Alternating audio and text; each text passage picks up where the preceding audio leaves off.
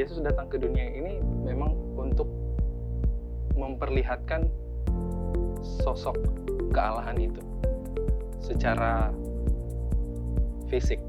Orang yang mengasihi tapi kemudian membiarkan orang itu semau-maunya kan bukan mengasihi sebenarnya, tapi memanjakan, dan memanjakan itu bukan kasih. Itu tipikalnya. Jadi apakah saya memiliki citra Yesus, karakter Yesus, saya memantulkan kehidupan Kristus? Berikanlah kepada Allah apa yang wajib kamu berikan kepada Allah. Tuhan akan mengumpulkan koinnya dan akhirnya kita bisa pulang.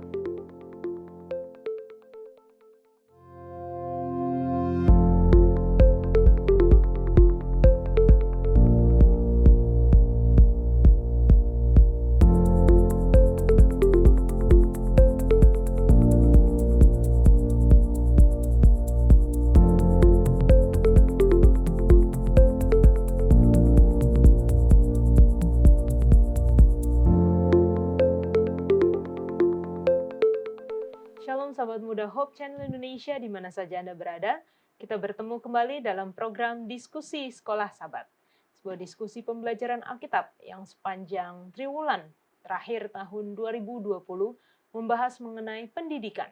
Dan saat ini kita sudah masuk di pelajaran kelima dengan judul Yesus sebagai Guru Agung.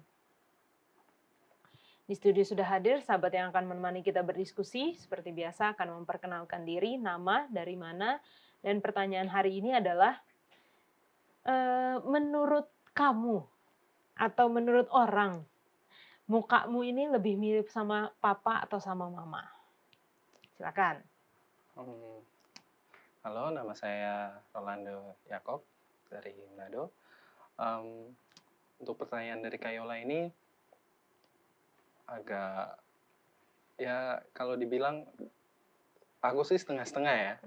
Kalau dari orang tua ambilnya dari papa, terus bawa ini mama.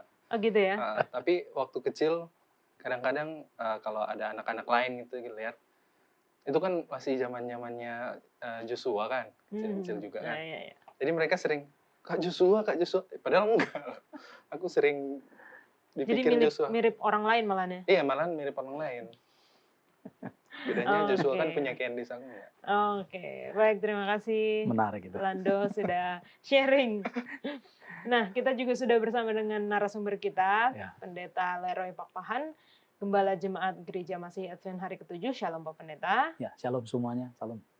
Kalau Pak Pendeta lebih mirip sama mama atau sama papa? Guess what? Ya kombinasi ya. Kombinasi. Sama-sama ya. Sama-sama ya. Oke, baik, terima kasih Pak Pendeta. Kita akan memulai diskusi kita untuk ayat hafalan dan doa akan dibawakan oleh Lando. Ayat pada pelajaran kita saat ini terdapat di dalam 2 Korintus 4 ayat 6. Sebab Allah yang telah berfirman, dari dalam gelap akan terbit terang. Ia juga yang membuat terangnya bercahaya di dalam hati kita, supaya kita beroleh terang dari pengetahuan tentang kemuliaan Allah yang tampak pada wajah Kristus. Baik, kita tunduk kepala dan kita berdoa.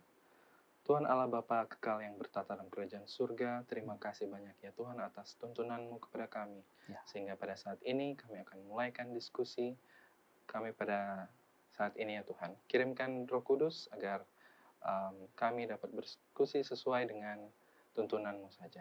Terima kasih ya Tuhan. Ampunilah dosa dan kesalahan kami yang begitu banyak, hanya di dalam nama Tuhan Yesus Tuhan dan Juru Selamat kami. Amin. Amin. Oke. Bicara tentang mirip orang tua, mirip mama atau mirip papa, walaupun kebanyakan mungkin kombinasi ya. Jadi mungkin matanya mirip sama papa, bentuk wajahnya mirip sama yang satu. Tapi ada juga anak-anak yang mukanya mirip sekali sama salah satu. Jadi mungkin gen bapaknya lebih kuat. Jadi ini muka bapaknya banget nih. Walaupun mungkin anaknya perempuan tapi mukanya muka bapak banget gitu.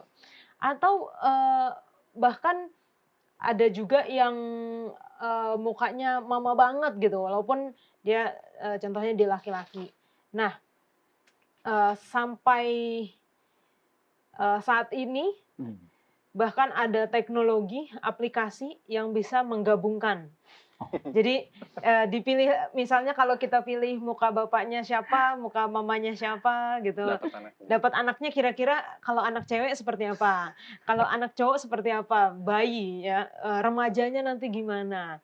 Oh, kita bisa pilih-pilih sendiri tuh, misalnya bapaknya artisnya siapa gitu, mukanya muka saya gitu kan, nanti jadinya anaknya gimana, bisa ketahuan. Namun bukan hanya dari wajah saja, saya ingat pendeta pernah cerita dari cara berjalan. Hmm. Ya, waktu itu pendeta pernah sharing cara berjalannya Pak Pendeta itu udah bisa kelihatan, ini anak bapak ini gitu. Bapak Pak Pahan ini pasti nih anaknya karena cara jalannya seperti ini. Ya. Ada juga yang dari cara bicara. Cara bicaranya, jadi saya baru lihat video satu anak kecil masih umur mungkin 6-7 tahun, berkhotbah, lalu ada komennya, "Wah ini gayanya bapaknya banget," gitu ya, dari cara bicaranya. Atau mungkin dari, sifatnya, dari kebiasaannya, bahkan ada juga dari kesukaannya. Nih kalau mama papanya suka musik, anaknya, tumbuh menjadi anak-anak yang suka musik juga.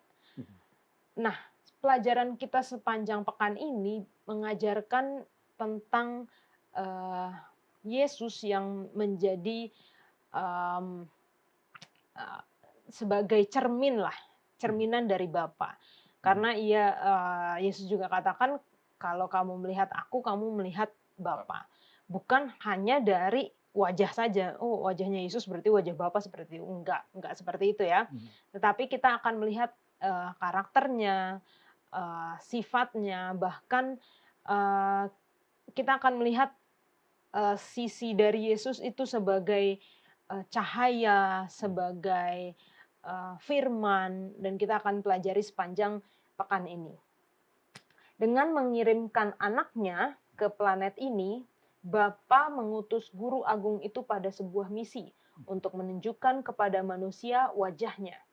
Sejak saat itu kita memiliki hak istimewa yang menakjubkan untuk melihat pengetahuan tentang kemuliaan Allah dalam wajah Yesus Kristus.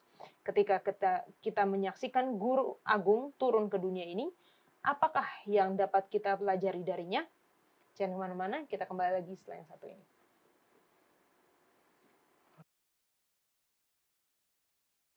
Kita masuk di pelajaran hari Minggu. Silahkan, Lando. Oke, baik. Pelajaran pada hari Minggu ini dengan subtopik menyatakan Bapa.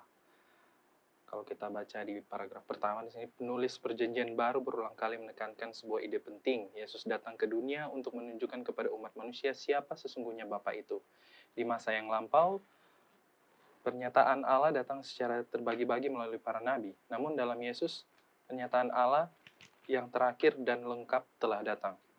Jadi kalau kita melihat keseluruhan dari kitab Alkitab ini, dari awal Tuhan menciptakan kita manusia menurut gambaran dan rupanya. Lalu Yesus datang menyatakan bahwa dia satu dengan Bapa di dalam Yohanes 10 ayat 30. Aku dan Bapa adalah satu. Kemudian kita buka lagi dalam Yohanes 1 ayat 1, di situ pada mulanya adalah firman, firman itu bersama-sama dengan Allah, dan firman itu adalah Allah. Artinya Yesus sendiri menyatakan bahwa dirinya satu dengan Allah, dan dia mencerminkan karakteristik Allah itu, Bapa itu seperti apa, melalui dirinya. Jadi kalau misalnya dalam kehidupan kita sehari-hari, bagaimana orang melihat kita, karakteristik kita itu seperti orang tua kita, tentunya dilihat dari diri kita.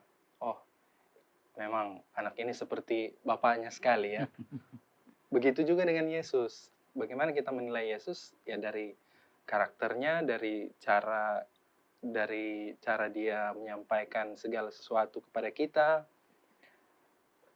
Dan Yesus datang ke dunia ini memang untuk memperlihatkan sosok kealahan itu secara fisik. Karena pembuktian dari Perjanjian Lama hanyalah melalui para nabi, tidak secara langsung. Malahan orang kebanyakan menilai bahwa Allah yang berada di perjanjian lama itu adalah Allah yang kejam, yang tidak memiliki kasih. Berbeda dengan pernyataan Yesus atau cerminan melalui Yesus itu sendiri. Mungkin itu saja dari saya. Tujuan dari pendidikan dan misi Yesus datang ke dunia itu sama ya ternyata ya.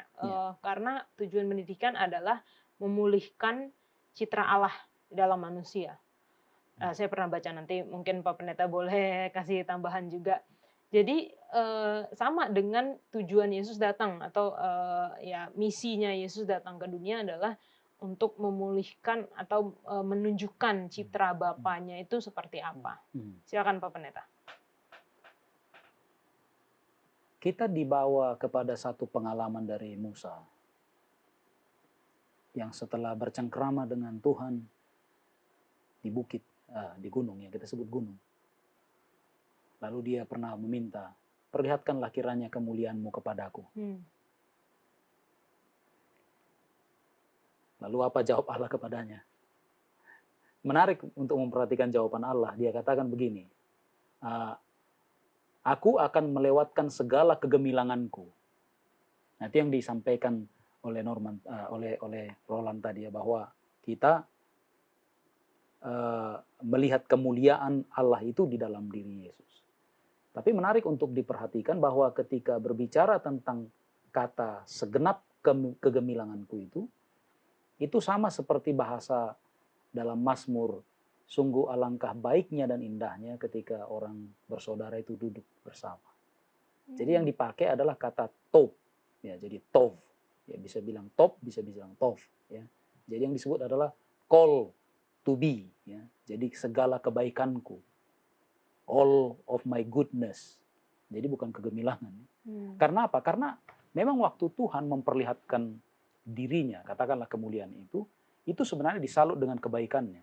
Karena tanpa kebaikan, ini kan apa namanya ini, vulnerable ini Moses, ya, dia akan mati, nggak bisa, ya. Dan dilewatkanlah. Jadi dalam prakteknya Allah sembunyikan dia di ceruk gunung, lalu dilewatkanlah kemuliaan yang bukan kemuliaan sebenarnya. Artinya bukan kemuliaan yang bisa dilihatnya, hanya bayangannya saja. Nah, sama seperti kalau kita misalnya melihat matahari. Pada dasarnya kita tidak melihat matahari, tapi cahayanya atau kemuliaannya, kira-kira begitu. Nah, sama seperti itu juga kita tidak bisa kita lihat Allah bagaimana caranya, ya. Karena kita berdosa. Tapi kita bersyukur seperti yang tadi sudah disampaikan ya di dalam Ibrani pasal 1 bahwa inilah kenyataan yang asli, ya, pernyataan asli Allah dalam diri Yesus, komplit semuanya. Luar biasa. Jadi ini apa namanya, guru agung kita ini datang untuk menyatakan inilah Allah. Mau terima atau enggak? Ini dia. Inilah kemuliaan itu di dalam diri Yesus. Ya. Apakah saat itu citra Bapa itu sudah sangat rusak Pak Pendeta, sampai maksudnya memang Yesus harus datang gitu. Apakah benar seperti yang tadi Lando bilang, orang-orang pada saat itu melihat Allah sebagai Allah yang pencemburu, Allah yang mencari kesalahan, arah yang tidak suka dengan ya apa namanya, pelanggaran-pelanggaran gitu, Pendeta. Orang yang berteriak Allah kejam adalah orang yang bersalah, bukan? Tapi mereka yang menikmati bagaimana disiplin Allah itu sebenarnya membentuk mereka, itu sama seperti dalam Mazmur Daud kan. Gadamu dan tongkatmu, itulah yang menghibur aku. Ya enggak dong. Yang menghibur aku lagu-lagu dong, lagu-lagu dangdut misalnya begitu kan, begitu orang pikir. Padahal tidak, gadamu dan tongkat katanya. Jadi barang siapa ku kasih, kata Tuhan, akan ku, kalau salah ya, kalau salah dihajar ya. Karena begini, orang yang mengasihi tapi kemudian membiarkan orang itu semau-maunya kan bukan mengasihi sebenarnya, tapi memanjakan, dan memanjakan itu bukan kasih. Itu tipikalnya. Jadi harus dilihat bagaimana para nabi menyampaikan bagaimana kerasnya, ganasnya kemurkaan Allah, tapi di sisi lain bagaimana pengampun dan pengasihnya dia. Nah, jadi benar seperti yang disampaikan tadi bahwa ya salah kaprah orang memandang kan. Ya karena dia mungkin mengalami hal-hal yang tidak apa namanya disukainya kan, karena dia melanggar terus. Dia mau semau-maunya. Akhirnya celaka dia. Lalu katakan, Allah kejam. Padahal dia nakal. Kira-kira begitu. Terima kasih. Oke. Baik, terima kasih Pak Pendeta untuk tambahannya. Jangan kemana-mana, kita akan lanjutkan setelah yang satu ini.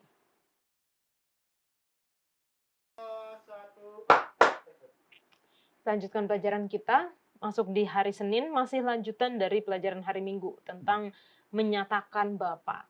Ada satu perikop di sini yang kita sudah sangat kenal sekali, yaitu Yohanes 1, di mana dikatakan pada mulanya adalah firman.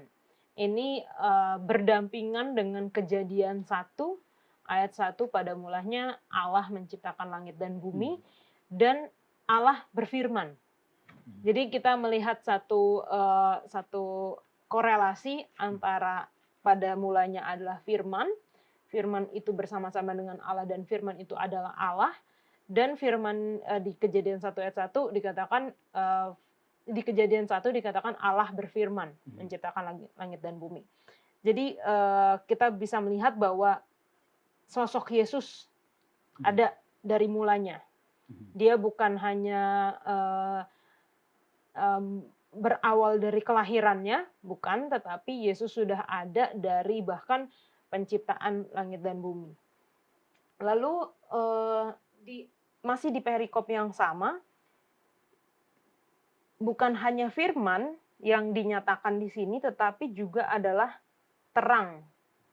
Karena dikatakan di ayat yang 9, Yohanes 1 ayat 9, terang yang sesungguhnya yang menerangi setiap orang sedang datang ke dalam dunia. Jadi selain disebutkan Yesus adalah firman, disebutkan juga Yesus adalah terang. Dan ada beberapa kutipan-kutipan di dalam buku pelajaran kita. Hanya ada satu pengharapan bagi bangsa manusia supaya pengetahuan tentang Allah dapat dipulihkan kepada dunia. Kristus datang untuk memulihkan pengetahuan ini. Ia datang untuk menyingkirkan pengajaran palsu dan sebagainya. Nah, ada juga pertanyaan saya Pak Pendeta mengenai bagaimana sih sebenarnya Yesus itu sebagai firman, lalu dia bisa menjadi manusia gitu. Karena kan kita kalau melihat sosok kealahannya, walaupun pikiran manusia terbatas untuk mengerti seperti apa sih sosok kealahan itu, Bapa, Anak, dan Roh Kudus itu seperti apa gitu. Karena kita tahu bahwa di ayat yang lain di Alkitab Allah itu Esa. Lalu di sini kita bertemu dengan ada 3 oknum kealahan. Dan firman yang awalnya adalah ya firman yang menciptakan itu kok bisa jadi berwujud manusia. Mungkin itu juga yang kurang masuk akal bagi beberapa orang yang tidak menerima Yesus sebagai Allah. Enggak lah, dia itu nabi. Bagaimana Allah itu bisa jadi manusia? Bagaimana Allah itu bisa lapar, bisa haus, bisa menangis? Ya, contohnya kira-kira seperti itu Pak Pendeta. Rahasia luar biasa ini ya sebenarnya ya. Bagaimana ya? Tapi ini hanya bisa dipahami oleh melihat rencana penebusan. Itulah sebabnya terminologi ada Bapa, ada Anak, ada Roh Kudus ini kan dipahami sebenarnya dalam konteks penebusan. Bahwa saya yang manusia ini binasa. Ujung hidup saya adalah pasti mati untuk selamanya. Karena ya saya sudah binasa bukan.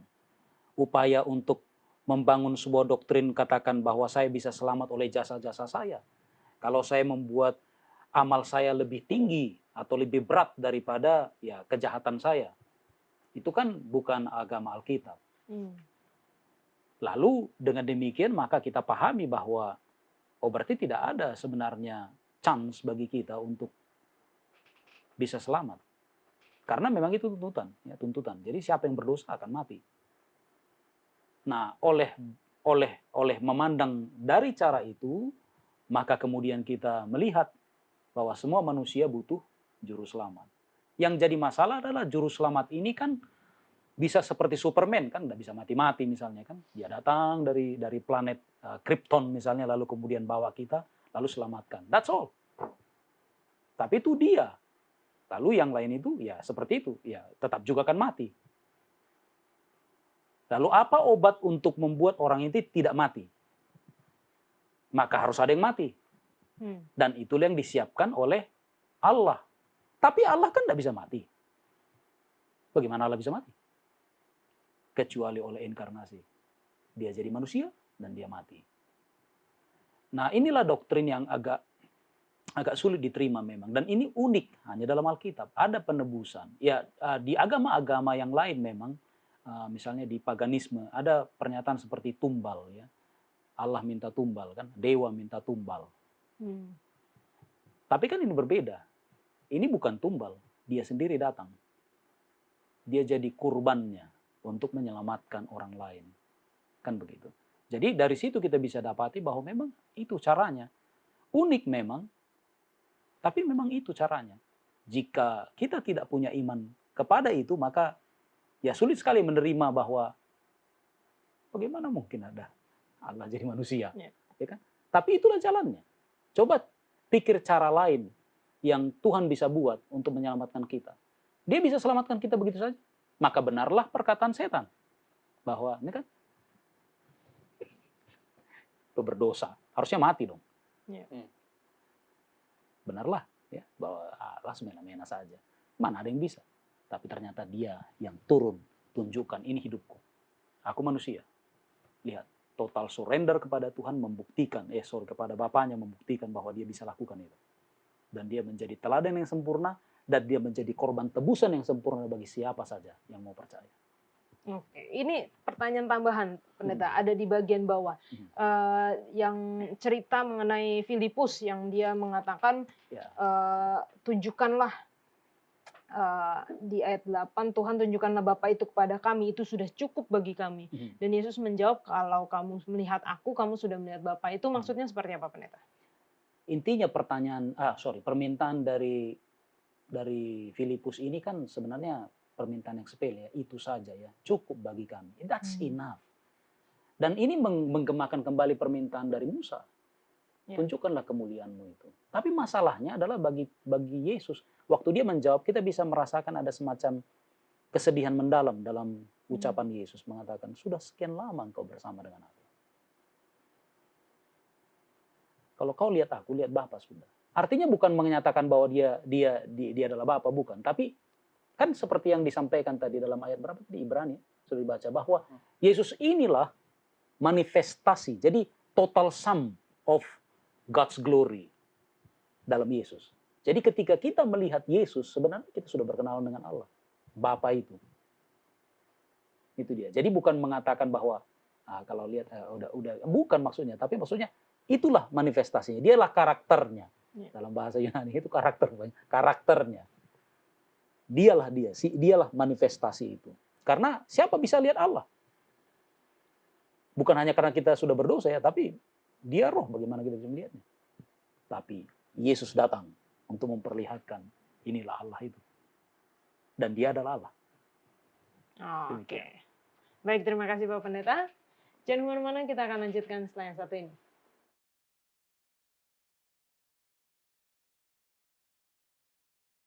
Kita lanjutkan pelajaran kita, pelajaran hari Selasa. Silakan Pak Pendeta. Membaca pikiran Sang Guru Agung. Ya.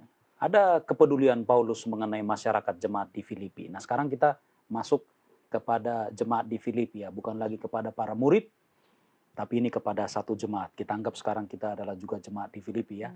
Baik untuk memahaminya. Tapi saya suka untuk membaca lebih dahulu.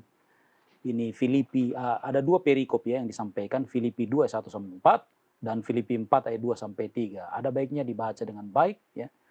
Dinyatakan jadi karena dalam Kristus ada nasihat, ada penghiburan kasih, ada persekutuan roh, ada kasih mesra dan belas kasihan. Karena itu sempurnakanlah sukacitaku dengan ini. Ini nasihatnya. Hendaklah kamu sehati sepikir, dalam satu kasih, dalam jiwa, satu tujuan, dengan tidak mencari kepentingan sendiri atau puji-pujian yang sia-sia. Sebaliknya hendaklah dengan rendah hati yang seorang menganggap yang lain lebih utama daripada dirinya sendiri. Terakhir, dan janganlah tiap-tiap orang hanya memperhatikan kepentingannya sendiri, tetapi kepentingan orang lain juga. Lalu yang kedua, disebut nama di sini. Ya, ini udah lebih personal ya. Eudia ya, Eudia. Arti namanya ini adalah selamat jalan atau jalannya selamat ya. Eudia kusunasihati dan Sintike kunasihati. Sintike ini artinya fortunate ya, beruntung. Supaya sehati sepikir dalam Tuhan dan seterusnya disebut juga nama Sun Sugos ya dan selanjutnya. Nah, jadi dua perikop ini menjadi dua landasan penting dalam pembahasan kita ya. Apakah itu? Ya. Apa yang ada dalam pikiran Tuhan Yesus, yaitu apa? The real humility. Ya. Dan kerendahan hati yang diperlihatkan oleh Yesus itu bukan hanya sekedar dalam diri, ya sama seperti orang yang rendah hati. Tapi dia juga manifestasikan, demonstrasikan. Dengan cara apa? Dia tinggalkan surga mulia dengan segala kedudukan dan mempertaruhkan reputasi, mempertahankan kehormatan, bahkan saya kira mempertahankan eksistensinya. Karena bisa saja dia gagal, kan begitu. Lalu kemudian dia mati untuk selama-lamanya. Eksistensinya hilang. Ya, tapi ternyata dia berhasil ya. Dan ini sebuah risiko ya, karena itulah bisa kita katakan bahwa Kristus kita luar biasa. Nah, jadi perikop pertama ini adalah landasan teoritis ya. Ya walaupun ada praktek langsung dari Yesus Kristus ya.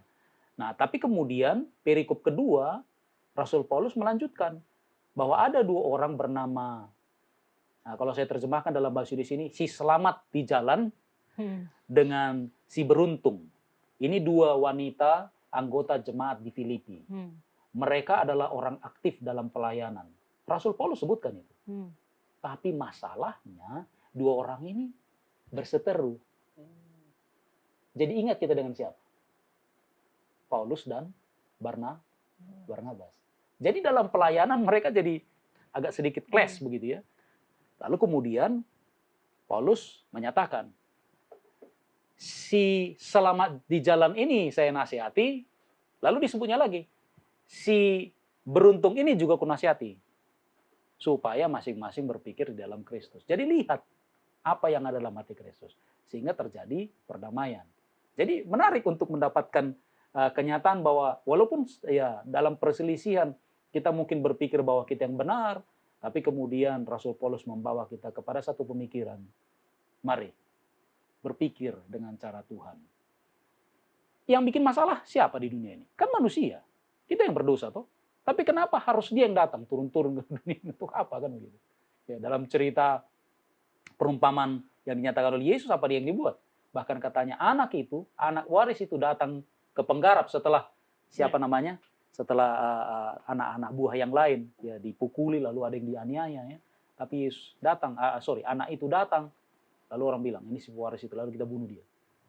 Nah, itulah yang terjadi. Ya. Murtad benar dunia ini. Tidak mau terima dengan siapa? Dengan si pewaris. Tapi apa yang disebutkan?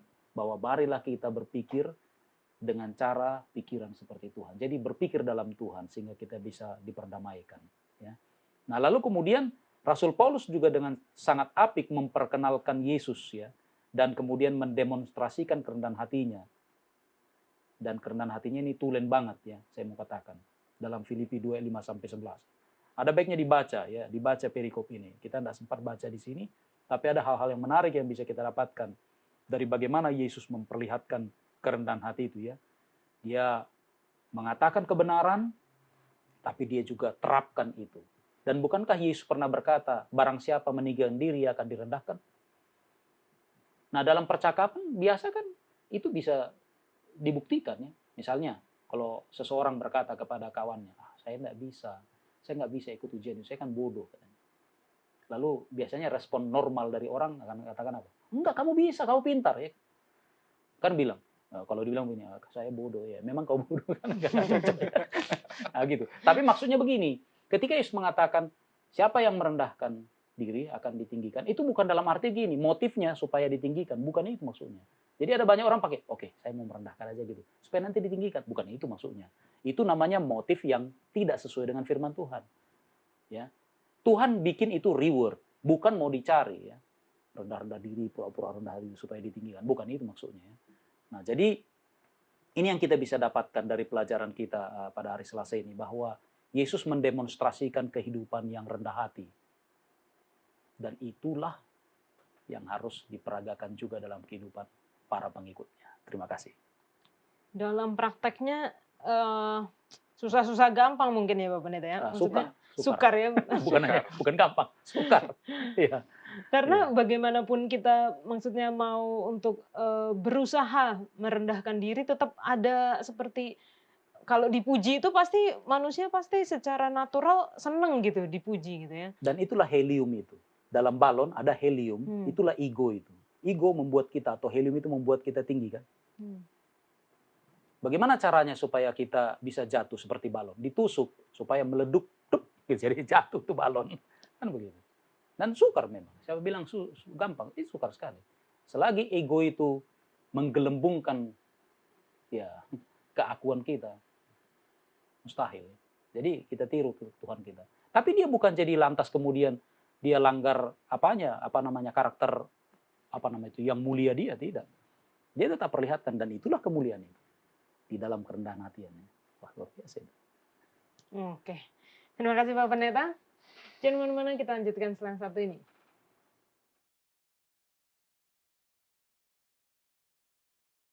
Kita lanjutkan pelajaran kita, pelajaran hari Rabu. Silakan Lando. Baik, pelajaran kita pada hari Rabu ini, Guru Agung dan rekonsiliasi. Rekonsiliasi ini kalau baca dalam Kamus Besar Bahasa Indonesia berarti juga pendamaian ya, berarti Yesus datang sebagai pendamai, ya kan Pendeta? Karena kalau kita lihat di sini, kalau hubungan antara manusia sendiri bisa rusak, apakah hubungan kita juga dengan Allah pada saat itu sedang rusak sehingga Yesus harus datang untuk mendamaikan kita dengan Allah? Kalau kita lihat bagaimana rekonsiliasi diletakkan pada inkarnasi Kristus dan apa perannya sebagai Guru Agung di dalam 2 Korintus 5 ayat 16 sampai 21 di sini disebutkan, dan Kristus telah mati untuk semua orang supaya mereka yang hidup tidak lagi hidup untuk dirinya sendiri, tetapi untuk Dia yang telah mati dan telah dibangkitkan untuk mereka. Sebab itu kami tidak lagi menilai seorang juga pun menurut ukuran manusia. Dan jika kami pernah menilai Kristus menurut ukuran manusia, sekarang kami tidak lagi menilainya demikian. Ayat 17, jadi siapa yang ada di dalam Kristus, ia adalah ciptaan baru. Yang lama sudah berlalu, sesungguhnya yang baru sudah datang.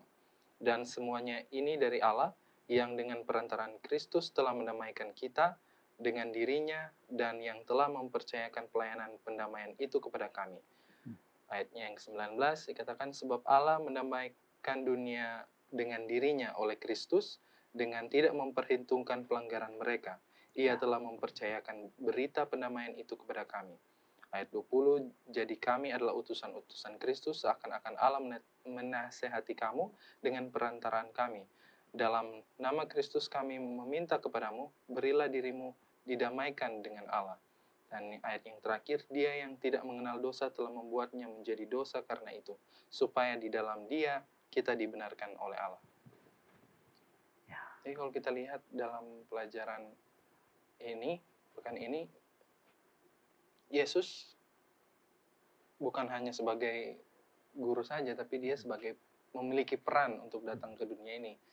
Dia yang menjadi pendamai di sini. Kalau kita baca lagi di dalam pelajaran sekolah sahabat kita,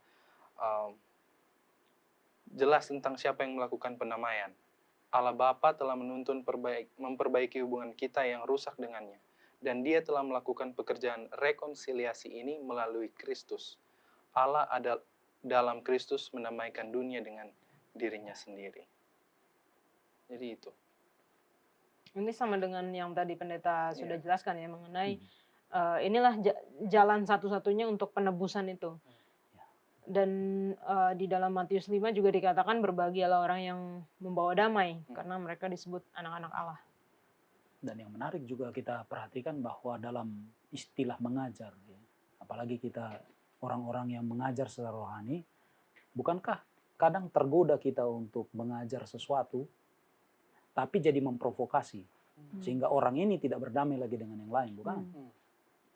Tapi Tuhan tidak. Dia bawa semua kutuk dosa itu dalam dirinya.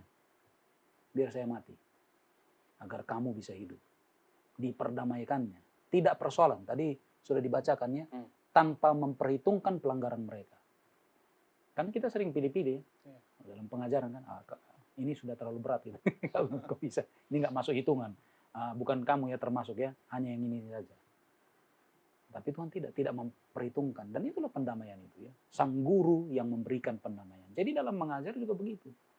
Saya mau katakan seringkali, ini saya mau katakan bicara secara luas ya, ini secara general. Fungsi guru seringkali dinodai oleh karena beberapa oknum guru atau oknum yang mengajar. Ketika pada akhirnya kita dapati, kenapa anak-anak ini kok jadi bermusuhan semua? Ternyata dia sedang mencokoki atau sedang brainwash pikiran orang itu supaya memang benci semua orang. Kecuali grup yang ditentukan, ini dia. Oh, enggak seperti itu ya. Apalagi yang namanya guru agama atau para rohaniawan ya. Jangan begitu ya. Membenci orang itu kan bahaya. Yesus juga mati bagi orang itu. Disebutkan di sini pelanggaran loh. Tapi ada juga bahasa yang mengatakan begini. Karena berbeda kepercayaan. Oke lah, anggap itu pelanggaran. Tapi Tuhan mati juga bagi dia. Dia tidak percaya kepada Yesus. Tapi Yesus juga mati bagi dia, bukan? Ya. Jadi jangan membenci, ya, nggak bisa begitu ya. Jadi ini sulit untuk untuk mengubah paradigma orang yang sudah kebablasan ya, bahwa di luar kami itu semuanya musuh, ya. Itu semuanya setan. Oh, tidak begitu ya. Tuhan juga mati bagi mereka. Belum pelanggaran ya, masih hanya karena berbeda agama, berbeda iman. Ya.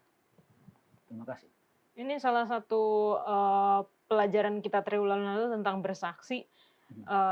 Bagaimana ketika kita ikut dalam penginjilan atau dalam bersaksi, menyaksikan tentang Yesus, kita juga belajar karakter Yesus atau hati Yesus yang mengasihi orang-orang yang di luar mungkin berbeda dengan kita, di luar kepercayaan, di luar agama kita, bahkan orang-orang yang bahkan membenci kita gitu ya, bisa bilang gitu ya Pak Pendeta, karena Yesus mati buat mereka. Ya. Jadi akhirnya apa yang dibaca tadi dalam ayat 16 ya, sebab itu kami tidak lagi menilai. Idamen ya, dari kata ida, saya suka sekali di bahasa suku saya, ida kan, melihat atau mengetahui ya. Jadi kami tidak lagi melihat seorang pun juga menurut ukuran flesh, ukuran manusia, tidak lagi. Kenapa? Yesus mati bagi dia. Jadi kita memandang orang itu sekarang pakai kacamata Yesus. Darah Yesus ada padanya. Jadi harus berhati-hati, nggak bisa sembarangan kan. Karena Tuhan juga mau selamatkan dia. Oke. Dibayar dengan harga yang sama. Iya, semuanya sama. Iya, sama. Nggak ada bedanya. Oke, baik, terima kasih. Kita akan lanjutkan setelah yang satu ini.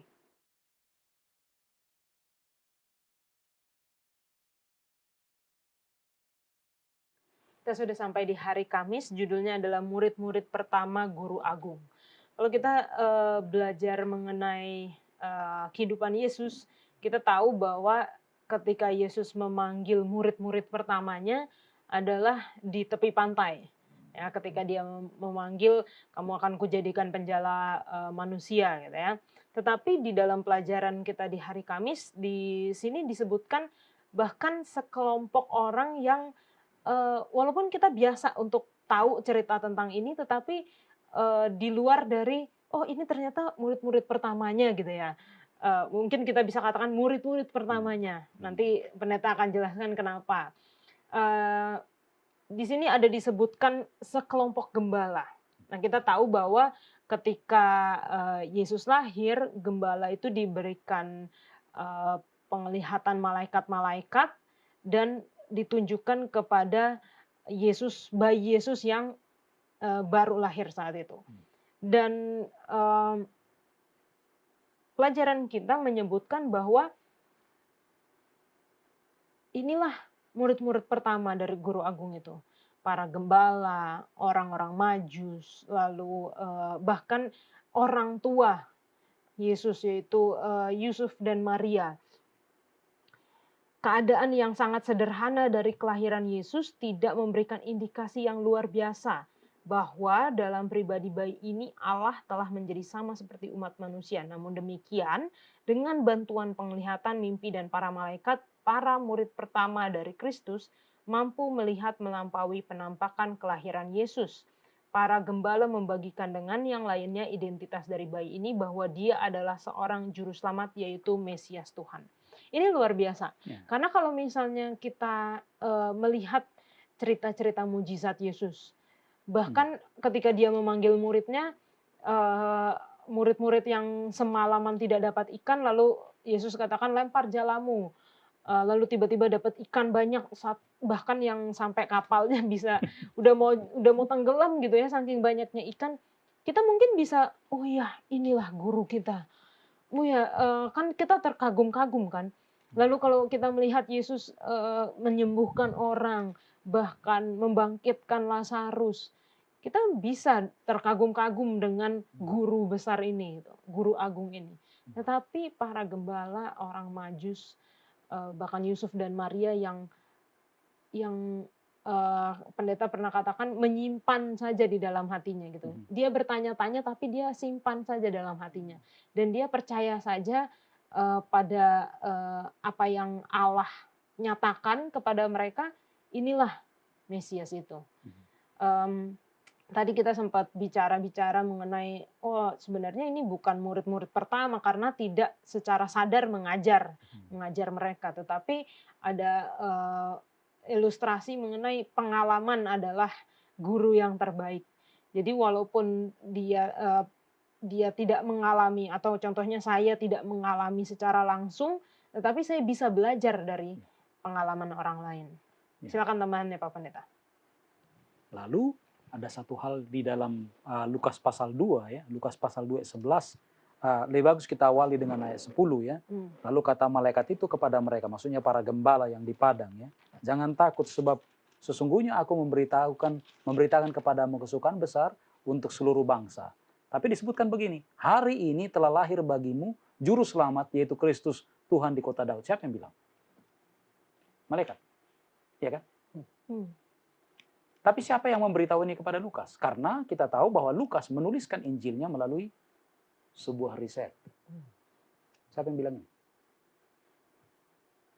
Jika sekiranya para gembala tidak menyaksikan ini ulang, maka Lukas tidak akan berkemampuan untuk menulisnya. Jadi ini jadi kesaksian gembala sebenarnya. Ini juru selamat kami sudah lahir. Siapa juru selamat ini? Dia adalah Kristus. Tuhan. Di mana? Di kota Daud. Mana kota Daud? Bethlehem. Bayi loh. Dan bukankah sama juga dengan orang Majus? Mereka menyembah bayi loh. Ada banyak orang menyembah kalau orang itu luar biasa gitu. Tapi ini tidak. Makanya kita bisa katakan, wah, we so much impressed dengan mereka ini. Tidak terlihat kan? Inkarnasi loh. Siapa yang tahu? Kan bayi. Emang ada tanda gitu. Jadi kalau inkarnasi ada mungkin tanda di sini, enggak ada ya, enggak ada tanda. Atau seperti gambar-gambar selama ini kita bikin, ada bulan gitu, ada cahaya bulan kan, ada ring seperti gitu. Saya enggak percaya ada itu. Tapi mereka tetap katakan ini dia. Bahkan tadi kita sudah sempat bicara Simeon bahkan ya, setelah 40 hari kemudian Yesus datang dengan orang tuanya ya, ke bait suci. Dia gendong kalau dia katakan, sekarang saya bisa mati. Karena saya sudah lihat apa? Ini dia yang dijanjikan ini. Luar biasa kan? Nah tapi begitu banyak orang baru percaya kalau lihat gegap gempitanya kemuliaan. Luar biasanya pengalaman. Tapi ini tidak. Mereka percaya. Jadi setelah bukannya melihat lalu percaya, tetapi percaya dulu. Ya, believing is faith. So, ya. Soalnya banyak juga saat ini yang, wah kalau saya lihat baru saya percaya, atau mana buktinya gitu, kalau nggak saya nggak percaya gitu ya. Ya. Tapi kita bicara di sini mengenai iman. Ya. Ya. Oke, baik, terima kasih Pak Pendeta, kita akan masuk di pelajaran Jumat di pendalaman, jangan kemana-mana.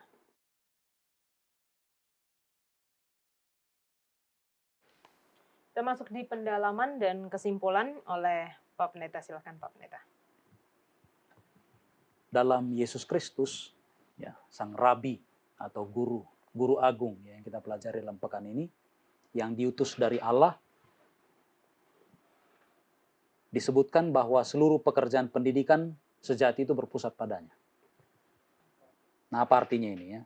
Nah, dalam pelajaran pekan ini ada beberapa hal penting dalam pekerjaan pendidikan yang kita bisa temukan dalam Yesus Kristus. Tidak semua, tapi ada beberapa ya yang disinggung, dan ini penting untuk diingat. Yang pertama, dia menyatakan kemuliaan. Dia menyatakan atau mengungkapkan kehormatan Bapanya. Ya, itu yang kita bisa lihat dalam pelajaran hari Minggu ya.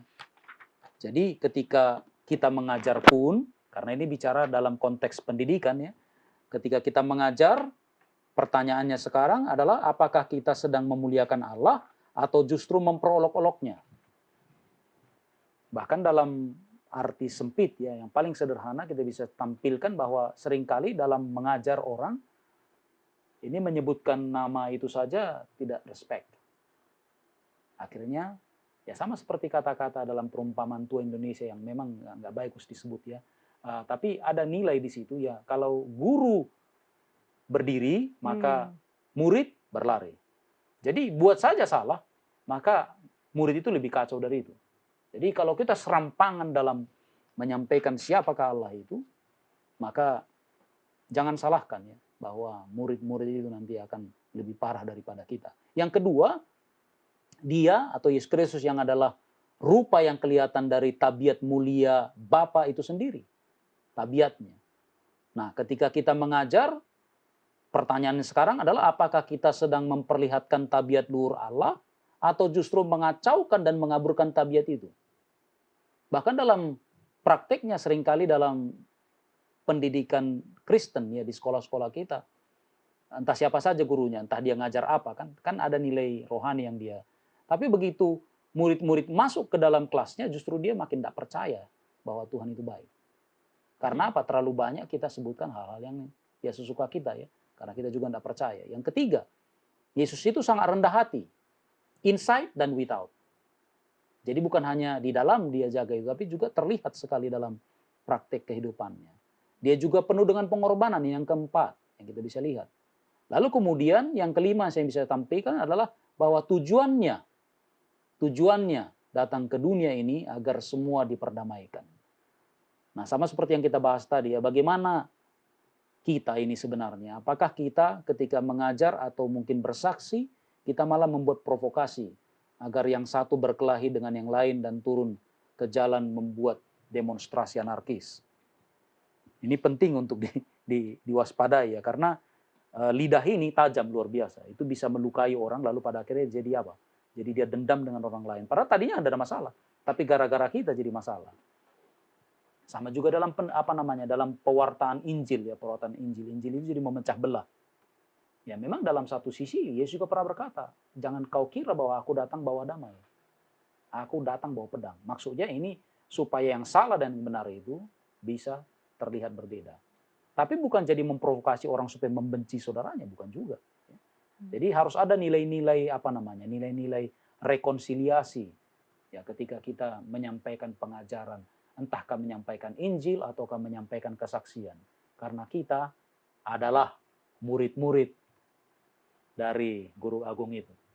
Nah, ketika guru agung ini mempunyai sifat yang seperti itu, maka ya kita harus bercerminlah kepada itu. Sama seperti dalam pertanyaan kita hari ini ya. Mirip siapa? Ngakunya Kristen, tapi orang kemudian berpikir, kayaknya kamu lebih mirip setan. Nah, jadi ini penting untuk digarisbawahi supaya jangan sampai salah kaprah. Lalu kemudian apalagi yang saya bisa sampaikan di sini, bahwa ingatlah bahwa education yang terlepas dari the true source of education atau wisdom itself akan membuat kita hanya menikmati fake education atau fake wisdom.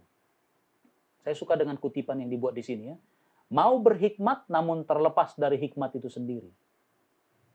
Mau menjadi benar namun terlepas dari kebenaran itu sendiri. Mau buat kebenaran sendiri, salah, tidak bisa. Mau menjadi terang benderang namun lari dari terang itu sendiri. Mau eksis, kan orang suka eksis sekarang kan di media sosial. Mau eksis namun menolak sang hidup itu sendiri. Kalau kita mati, apakah kita bisa eksis? Atau bisa katakan, ya orang itu masih eksis walau sudah mati. Ya ada ayatnya dalam Alkitab bahwa ada orang mati, eksis tetap. Dan yang bilang adalah Tuhan. Habel. Walaupun dia mati, tapi darahnya berteriak-teriak karena imannya. Tapi ini bukan mengajarkan tentang kebakaran jiwa ya, bukan ya. Tapi keimanan itu. Jadi imannya itu berjangkar pada sang hidup, maka walaupun dia mati, dia tetap eksis. Karena nanti kan dibangunkan. Nah, jadi intinya para guru atau siapa saja yang mengajar, siapa saja yang ada dalam fungsi mengajar, bercerminlah pada Kristus. Karena apa? Karena ini adalah rahasia kekuatan atas murid-murid. Bercermin pada Tuhan. Dan kita ini sebenarnya under teacher sebenarnya. The true teacher atau the true rabbi is Jesus himself. Terima kasih. Oke, terima kasih Pak Pendeta, juga Lando sudah berdiskusi bersama.